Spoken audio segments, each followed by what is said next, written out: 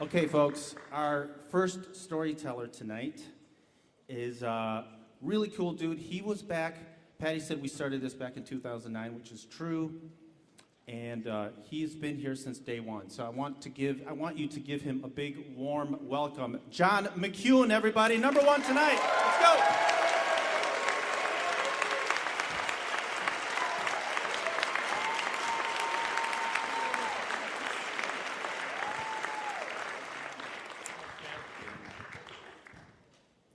This is for you, Harry.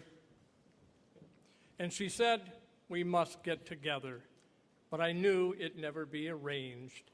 And she handed me $20 for a $2.50 fare. She said, Harry, keep the change. On February 18th of 1977, I sat high in the balcony at the Lansing Civic Center, and we heard Harry Chapin sing those words from his hit song, Taxi. 2.5 hours of Harry's stories that night, including Cats in the Cradle and my personal favorite, A Better Place to Be. During the concert, Harry made reference to the band's opinion of the local Lansing Albert Pick Motor Hotel. I made a note of that, and shortly after midnight, I stood in the lobby of that hotel with his double live album, hoping to get an autograph. I went to the desk clerk and I said, I'm with the Lansing State Journal and I have an exclusive interview with Harry Chapin tonight. I figured he'd just give me the man's room number, but no. He turned his back to me, he pulled a cable out, stuck it into the switchboard, picked up the handset, and had a very brief conversation with someone. He then turned to me and handed me the phone and said, Mr. Chapin would like a word with you. I had not planned on that, but I heard my daddy in the back of my head say, Johnny, when all else fails, try telling the truth. So I said, Harry, I'm just a fan. I was at the show. I'm downstairs. I'd like an autograph. Surprisingly enough, the man said in his post-concert raspy voice, I'm in 208. Come on up. I walked outside, I went up the stairs. As I approached his room, the door came open, 2 girls came out and giggled their way all the way to the staircase. I looked inside, and there stood my hero, Harry Chapin, larger than life, my storytelling idol, my get in here, it's cold outside. He snapped me back out of my dreamlike trance. I walked inside and offered my album. He took it and set it on a table, closed the door, and asked me to sit down. He then proceeded to lecture me for 10 minutes on the finer points of charitable donations.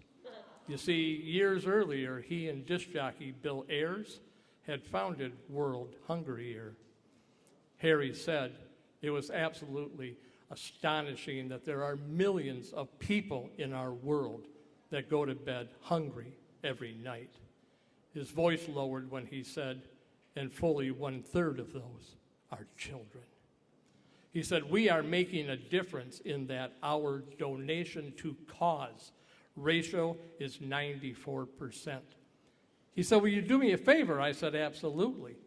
He said, I don't care who you give your money to, but whoever it is, go to the library and pull their financials and see what their bottom line is.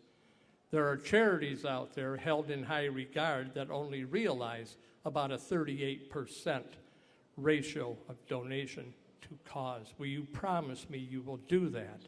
I said, yes, I will. He said, and get the word out. And I'm doing that tonight. He handed me an envelope and he said, write your name on this. So I did, and I began fumbling through my pockets, and I produced $3, and he laughed and said, I don't want your money.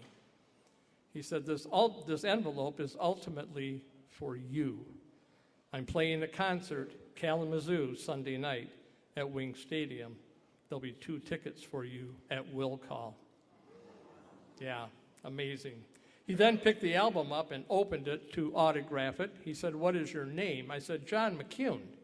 And he said, no, John, no. What what do your friends call you? I said, Mac, M-A-C. He scribbled something on the album. He closed it. He stood up. The meeting was over. We took a couple steps to the door. I shook his hand and thanked him. We did the awkward man half hug. He looked at me and smiled and said, newspaper reporter?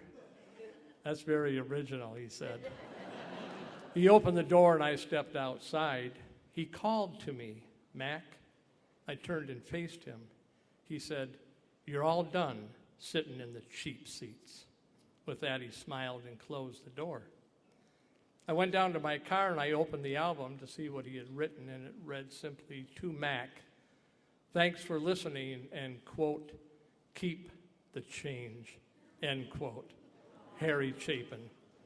I went to the concert on Sunday night. I was in the third row. It was phenomenal.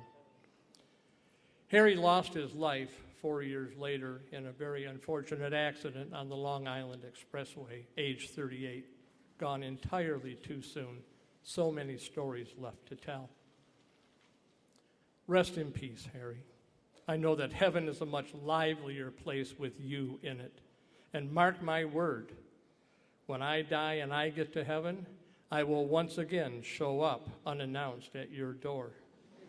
And we will sit together and we will sing my favorite song of yours, because at that point we will both know that there is a better place to be. Thanks, y'all. Thanks very much.